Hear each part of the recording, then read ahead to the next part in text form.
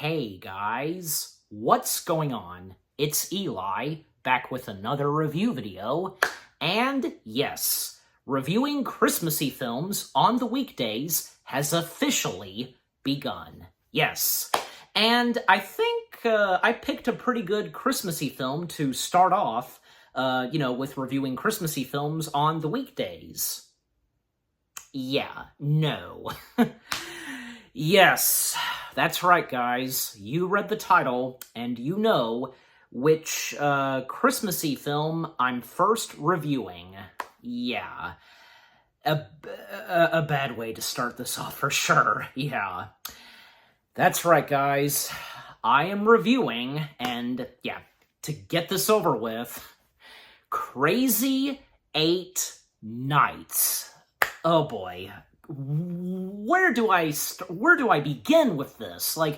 Well, okay, first off, and as always, of course, read the description / the story. Davy Stone, a 33-year-old party animal, finds himself in trouble with the law after his wild ways go too far.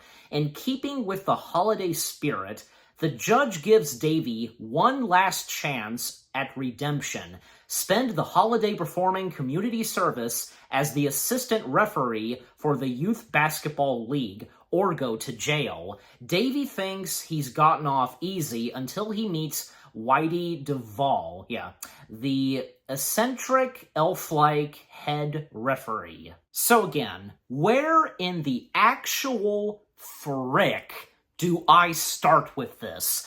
Well, first off, I won't deny it. I absolutely won't deny it. It's bad. It really is bad. A very bad hand-drawn animated feature film, and for this being a Christmas hand-drawn animated feature film, I tell ya, not what I was expecting. And, as I record this review video, I had watched it fully, for the first time, and not what I was expecting. Absolutely not what I was expecting. Because I'm being completely honest, I was thinking, because, I did hear a little bit about this, and I heard that this was god-awful, but I didn't know what to expect at first, and why this was so god-awful, because I thought that, well, probably because, maybe the story's not too good. I might enjoy it just like how, for me and some people, like how, some of the Disney's hand-drawn animated features from the early 2000s, they didn't do so good, but at the same time, some of them have grown a cult following, and, are they really that bad, because of the storytelling? I tell ya. But for this, no, I was wrong, because, oh my gosh, I don't know where to begin. I just don't know where to begin. I tell ya. Because, okay, with the story itself, because, well, I just read the story / description, so there's that. But for our cast of characters, yeah, we have Davy being voiced by Adam Sandler, and he voices a couple of other characters. One of the other main characters, Whitey, and his sister, Eleanor, and he also voiced a deer. Yeah. The character of Davy Stone, first off, not what I was expecting of the character of Davy, because in the film, and pardon my French, but it's true, he is a complete major asshole in this movie. And I want to say, he's probably right there close to, say, how Woody from Toy Story, what he was originally going to be like. Yeah, I know what I said, and I think I have a good point there, don't you think? I tell ya, if you've seen what Woody was going to be like in the first Toy Story film, oh my gosh, talk about comparing him next to Davy, you know what I'm saying? Yeah, so Davy just being a complete jerk, and, as I read the description / story, and how this time he went too far, and, the options for him are either he's going to jail for 10 years or, do community service under, the supervision of Whitey. And again, Whitey being voiced by Adam Sandler. And the character of Whitey, some of these characters in the film, I mean, they're not really that bad, and I think Whitey and Eleanor are close to being actually pretty decent in the film, but they do have some unfunny moments and weird moments, as if, not anything else in this animated film is weird and just, what the heck? Like, I tell ya, until I get to some of that, trust me, I am gonna mention that stuff, and oh my gosh. And another thing about Whitey is that his voice, I give Adam Sandler credit for this. He's really good at doing voices, and, because what he brought to Dracula in the Hotel Transylvania films, and Leo in the movie Leo. But for Whitey, and if any of you agree with me when I say this, Whitey sounds a lot like Carl Weezer from Jimmy Neutron. I think he totally does. I'm sure you guys would agree too. Oh my gosh. So again, Davy, under the, under supervision, I guess you could say, if that's the word I'm correctly using, being, under the supervision of, Whitey, and being a referee at, the basketball place, and this film taking place in Duxbury, New Hampshire. And another thing that's going on is that Whitey is hoping to win the 35th annual Duxbury All-Star Patch. So there's that. And also, the other characters in the film, there's the mayor being voiced by Kevin Nealon, if I'm saying his last name right, and there's also Rob Schneider. He voices a Chinese waiter, because at the start of the film we see that Davy is eating at a Chinese restaurant. He had a lot to eat and an unfunny burp joke, and he didn't pay the restaurant bill and such, and yeah, that's where he took things too far and running away from the police and so on. And also, Rob Schneider is the narrator. Yeah, I didn't know that there was a narrator, and who'd have thought that there'd be a narrator for this movie? You know what I'm saying? And I think it's pointless. I don't know. I mean, unless you think so too, if you agree on what I just said. And the narrator just having some unfunny moments. In fact, the funny moments in this movie, the entirety of this movie trying to be funny, it fails! Everything is unfunny in this movie. But to be fair, I did chuckle at a couple of things. Okay, there can be, maybe one or two or three things to laugh at. You know what I'm saying? And I don't see why not, because at least, there can be, in a bad movie like this, there can be something that can still make you chuckle a bit, if you get what I'm saying. And the other characters we have, there's Jennifer and her son Benjamin. Jennifer being voiced by Jackie Sandler, and yes, that's Adam Sandler's wife. Oh my gosh, first off, I just feel sorry for Adam and Jackie for being in this movie, and if their kids had ever seen this movie, if you get my point, I'm just saying. And Benjamin being voiced by Austin Stott, if I'm saying the last name right, and because, there's an interesting thing about Davy and Jennifer. They used to like each other a lot when they were kids. And the fact that the movie establishes that Davy was a really nice and, very good boy, and, and with his parents.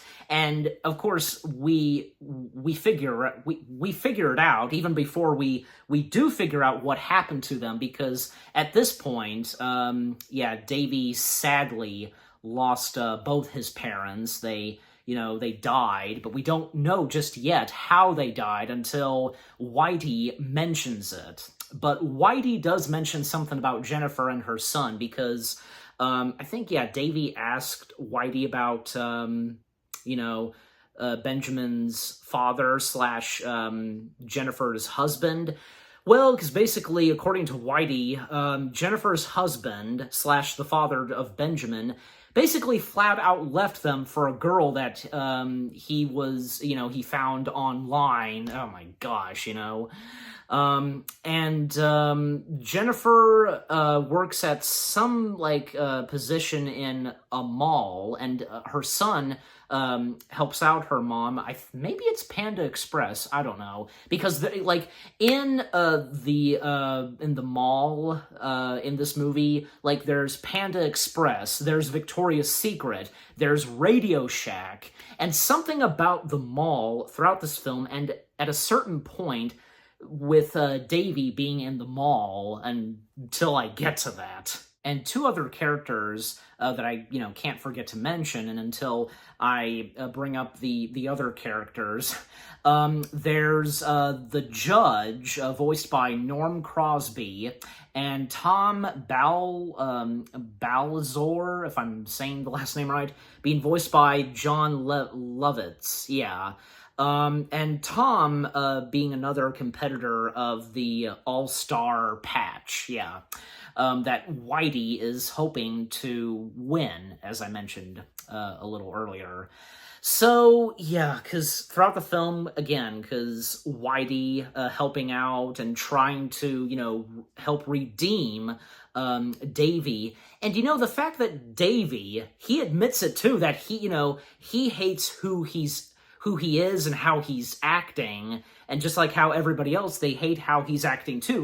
They know that he used to be a very nice and good little boy, but, after both his parents' deaths, he completely changed, his attitude changed, and so on, kind of acting like a Scrooge, and I think the movie does mention that, something of Scrooge, but him acting like a Scrooge far beyond the Scrooge that we've seen in A Christmas Carol, you know what I'm saying?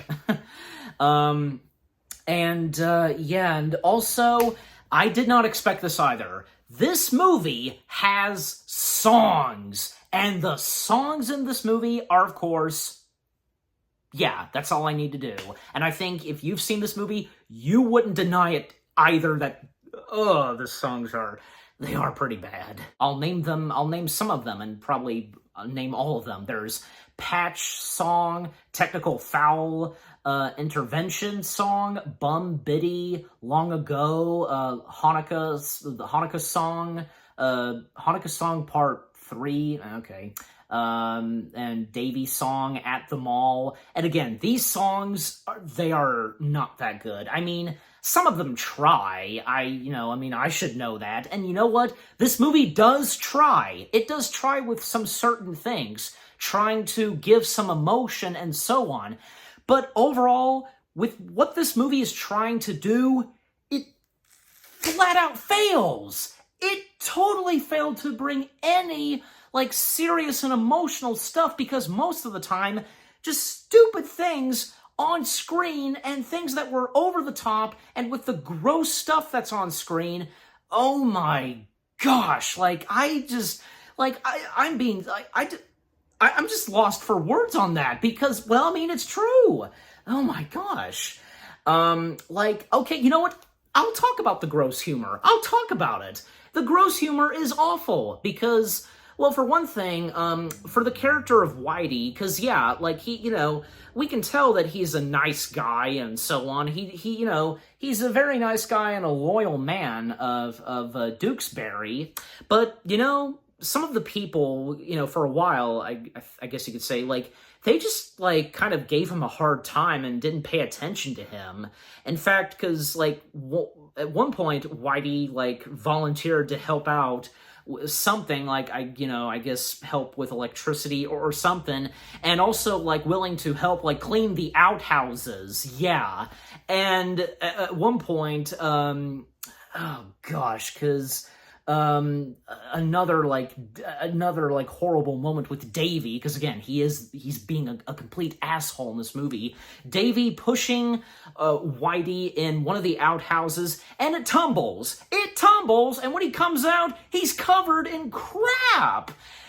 Ugh, jeez. And Columbia Pictures allowed something like this? And that's not all. What else would come up that is also gross? And like, you just have those moments like, did I really just see that on screen and in an animated feature film? And because I was kind of a bit surprised when I noticed that this was PG-13.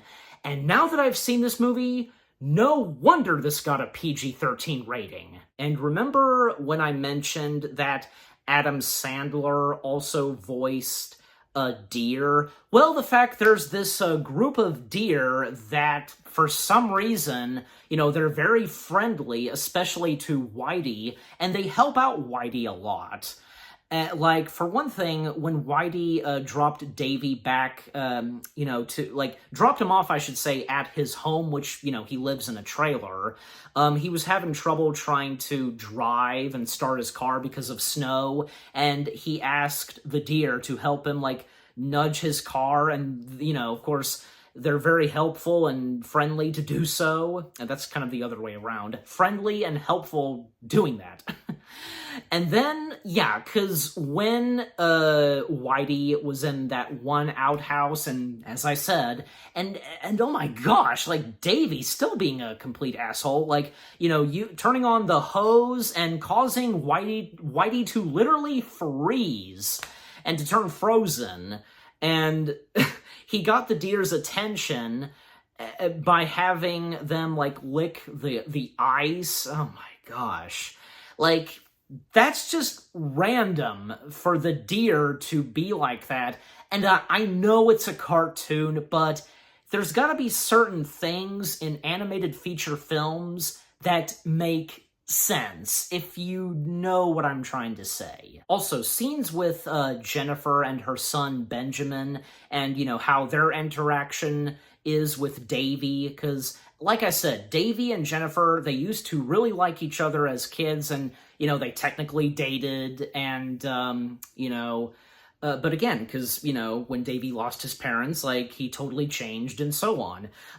But he does, he's very nice and acts well towards Jennifer's son, Benjamin, because at the basketball arena, basically both Davy and Benjamin, they're they're put on a challenge or something with two other basketball players who are being jerks, and by Benjamin and Davy taking their shirts off, and Davy teaching Benjamin how to treat the two basketball players who are jerks, and at one point Jennifer walking in, not very happy with what Davy's teaching Benjamin, with swearing and so on. And that's another thing, because the swearing in this movie, I didn't really expect, swearing in this, okay, hell and damn is not that bad, but others, oh my gosh.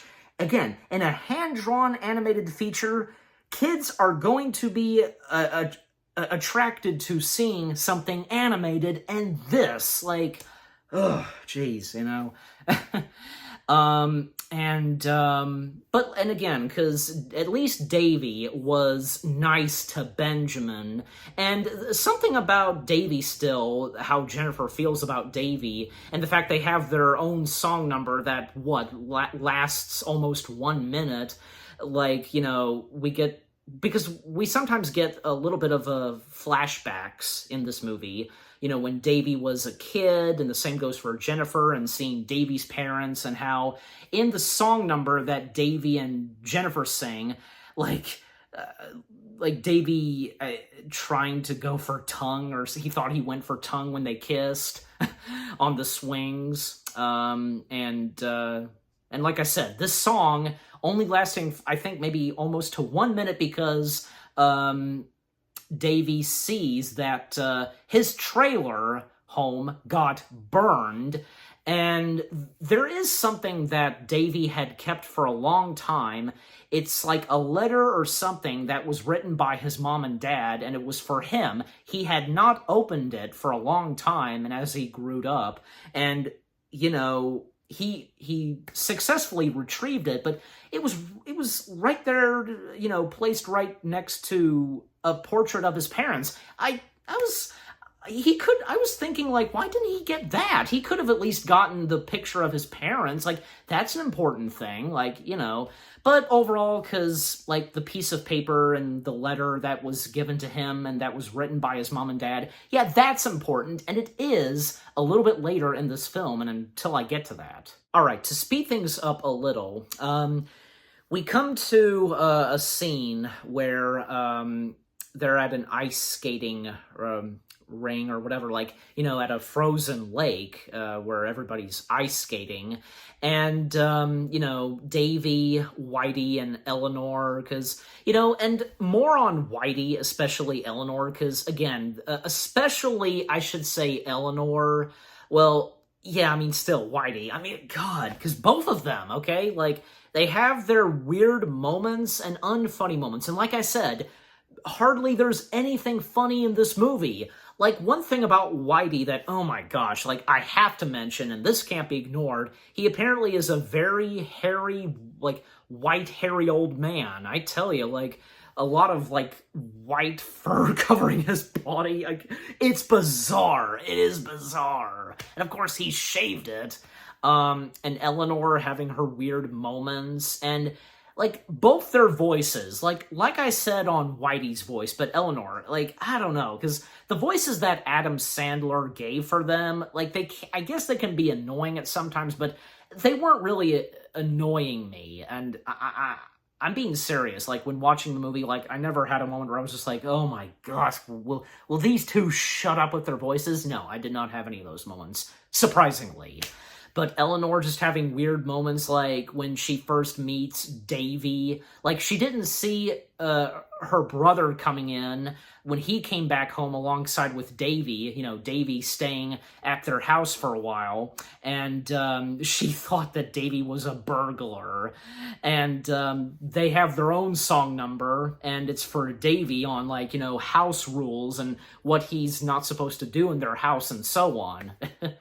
But when all three of them are at the ice skating rink, however, it's what, like, whichever word I'm supposed to use. And at the ice skating rink, I think, yeah, that's the right word, they run into Jennifer and Benjamin, and, they're ice skating, and I think, yeah, Davy is impressed by Benjamin's ice skating skills. Yeah, I mean, for what Benjamin does, pretty impressive. And for him being a little boy doing that. And also, while they're at the skating rink, we finally find out what exactly happened to Davy's parents.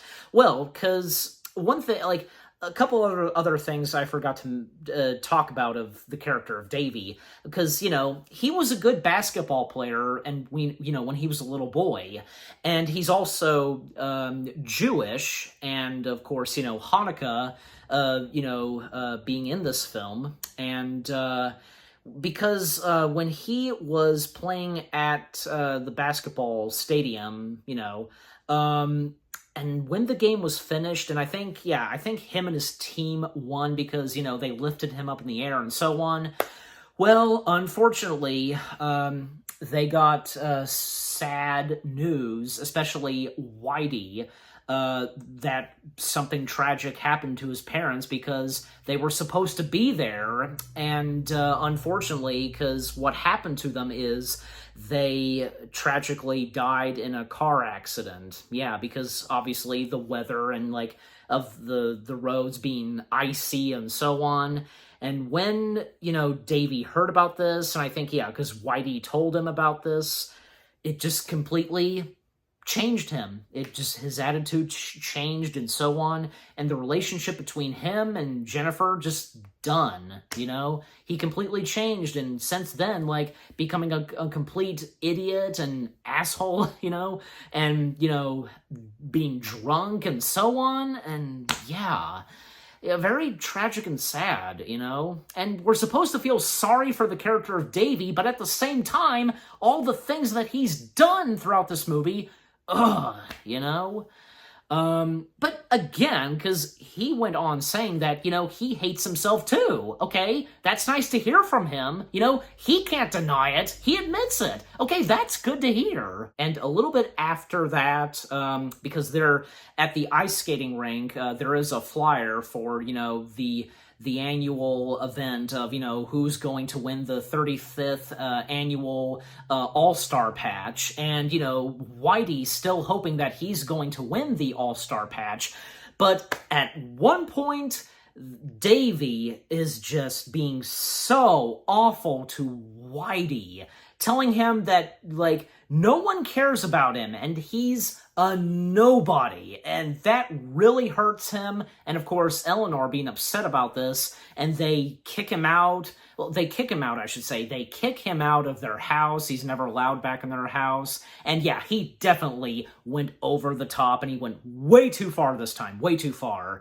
And he at one point went to the mall all by himself, because I do recall, Whitey stated, going to the mall could, make you feel better, or something like that. That's what he said.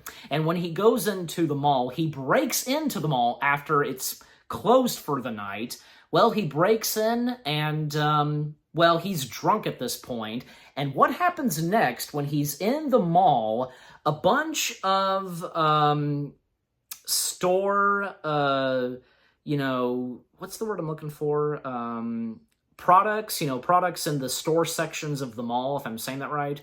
Yeah, they basically come to life, and clearly this is because, Davy is drunk. And we have the Victoria's Secret gown being voiced by Tyra Banks, Radio Shack walkie-talkie being voiced by Blake Clark, and the Foot Locker guy, I guess, the icon of the Foot Locker, store, being voiced by Peter Dante. Sees Candle's box being voiced by Ellen Albertini Dow, if I'm saying her last name right. There's also the Panda Express Panda being voiced by Kevin P. Farley. And there's the Coffee Bean and Tea Leaf Cup being voiced by Laurie Friedman. Yeah. Sharper Image Chair being voiced by Tom Kenny. Yep, Tom Kenny. And the Key Bay Toy Soldiers being voiced by the Sprouse Brothers, a.k.a. Zach and Cody from the Sweet Life shows. Yeah, them. And there's also the GNC guy being voiced by Carl Weathers. Wow, Carl Weathers did this movie? Oh my gosh. And just for a very small voice role, I tell ya, hard to believe. And the same goes for the Sprouse Brothers and Tom Kenny. Oh my gosh. And Blake Clark, you just gotta feel sorry for them in a way, So they all confront Davy, and they are determined to set him straight and for him to be fully redeemed and to snap out of it. And we get a song number from them, which I don't think the song number that they were singing to Davy was that bad. I'm not, it's not a good song. And of course, all of the songs in the movie, as I've said, they are not good. But this one, kind of close. I get what the song is supposed to be doing and so on. And yeah, I think because at this point, yeah, Davy is finally redeemed because, he finally reads the letter that his parents wrote for him and they left him. And yeah, that's where he finally wakes up and he's redeemed like that. And reading what they wrote to him, be the good boy that he was and, stuff like that. Yeah, it is very touching. And again, this movie tries some emotion and some touching scenes, but they don't really work. And sure enough, and it was bound to happen because he broke into the mall, the two mall cops, I should say, the security guards in the mall, they are about to arrest him, but, he runs away, as he's done before. And he is this close to leaving New Hampshire and heading to the Big Apple, and that being New York City. But Yeah, he doesn't, of course, he doesn't make it to the Big Apple / New York City because, well, there is a sign and he figures it out. And especially when the bus that he was on, I think, yeah, it had a flat tire and, well, he's given a sign and he knows what he has to do. He has to be there and to stand up for Whitey because at, the event of the 35th annual All-Star Patch of Dukesbury, yeah, unfortunately, Whitey does not win it. Tom does.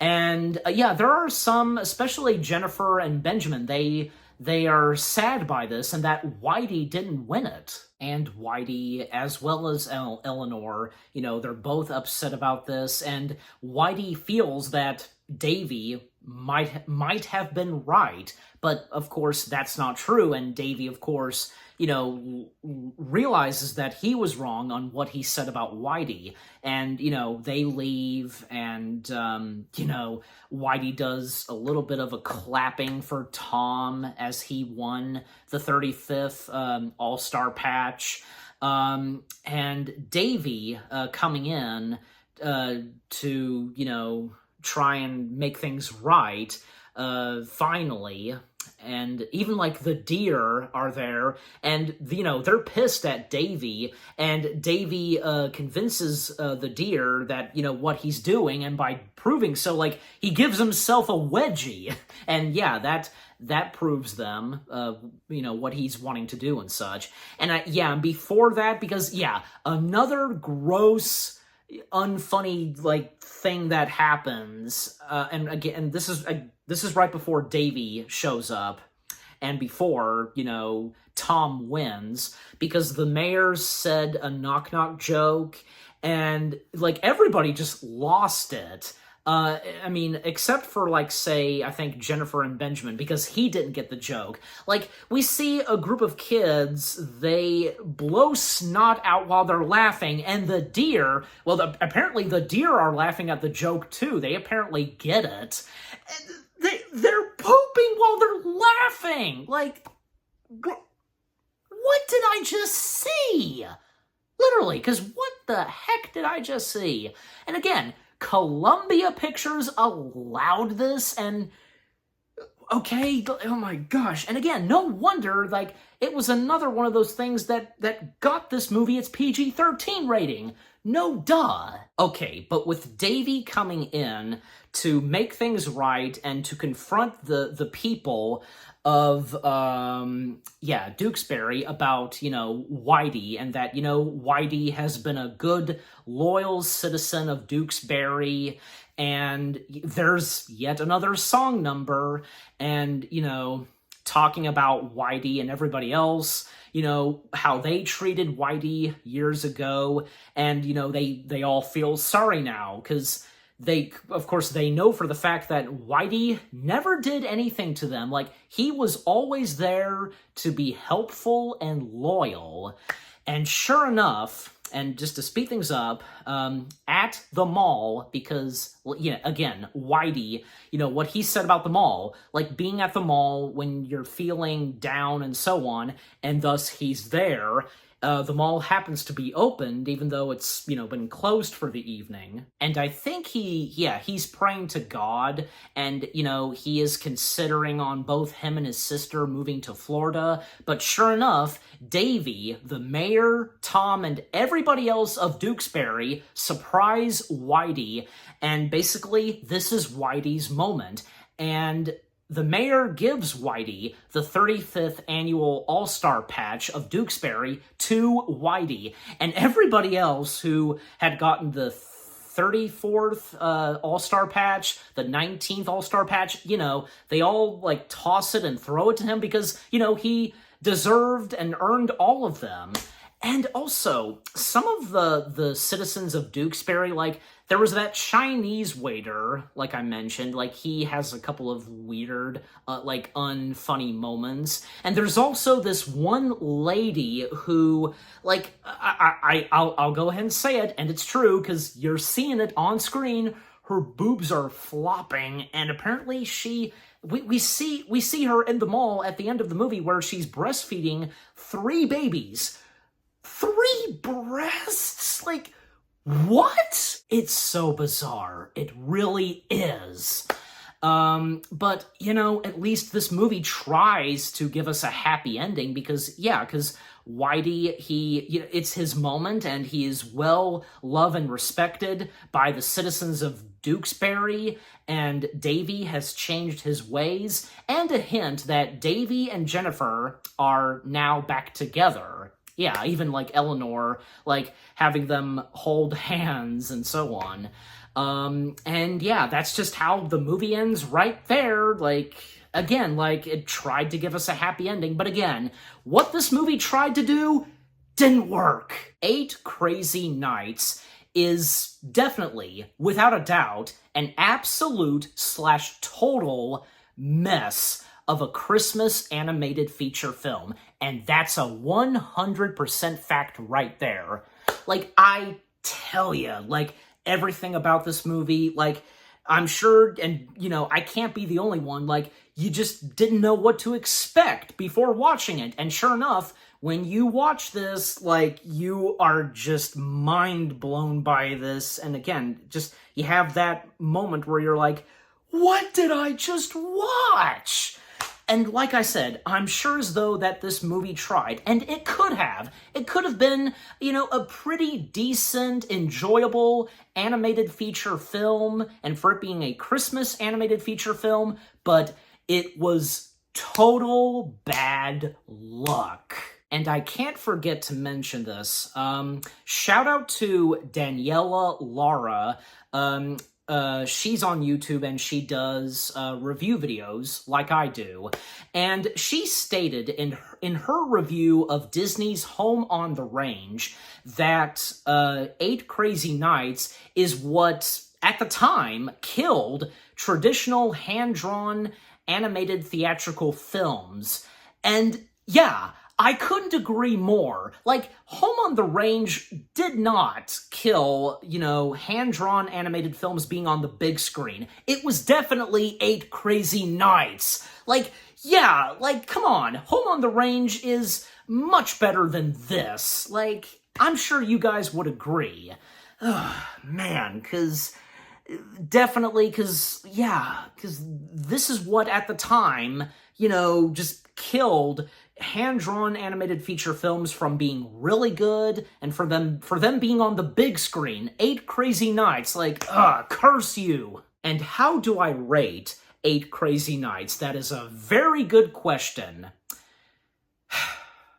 4 out of 10 stars. That's right, 4 out of 10 stars.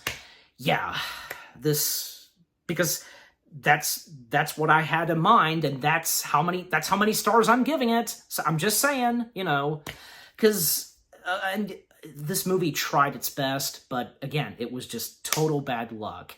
And by the way, one more thing that I'd like to mention, because the animation, it's not that bad, and yeah, I too, because I know a lot of people were getting this vibe. Like, the animation style in 8 Crazy Nights looks very similar to The Iron Giant.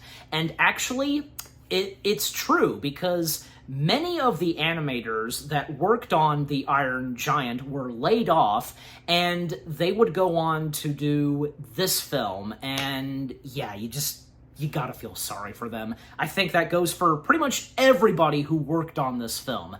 You just feel I do. I feel really sorry for them, like, because of how this movie turned out, you know. But, you know, for Adam Sandler, he would go on to do much better animated films. And, yeah, as we all should know. And what about you guys? What did you think of 8 Crazy Nights itself? Like, I'm pretty sure a lot of you would agree that, yeah, this is god-awful. And what did you think of my review? Leave comments and give this review video a like, as always. So, with all that being said, thank you very much for watching. I hope you guys enjoyed my review of 8 Crazy Nights. More review videos are on the way. They're going to be awesome. Keep looking forward, and I'll see you guys in the next video. review. And like I said, reviewing Christmassy films on the weekdays have officially begun, and stay tuned later tonight because the next Christmassy film I'm going to be reviewing is, believe me, much better than 8 Crazy Nights, for sure. And it's a live-action Christmassy film. And to best describe it, and to give you guys a hint, well, it is what's considered the best romantic comedy Christmas film that comes straight from Universal Pictures. I'm sure some of you might know what it is. Just stay tuned for that. Take care, peace out, and happy holidays / Merry Christmas to you all.